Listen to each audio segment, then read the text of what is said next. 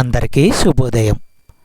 ఈరోజు దేవుని వాగ్దానం ఏమనగా, దానియేలు గ్రంథము 6వ అధ్యాయము 27వ వచనం.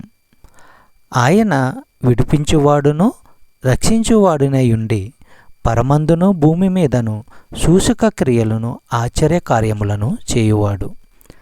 ఆయనే సింహముల నోట నుండి ఈ దానియేలును రక్షించెను అని వ్రాయించెను. సహోదరి సహోదరులారా, దేవుడైన యెహోవా మనుషులను విడిపించేవాడు, రక్షించేవాడు ఆయనే. ఆకాశంలోను భూమి మీదను ఆయన సూచక క్రియలు అద్భుతాలు చేసే గొప్ప దేవుడు. ఆయన దానియేలును సింహాల బారి నుంచి రక్షించాడు. యోబు గ్రంథము 36వ అధ్యాయము 15వ వచనం. శ్రమపడు వారిని వారికి కలిగిన శ్రమ వలన ఆయన విడిపించును, బాధ వలన వారిని విధేయులుగా చేయును.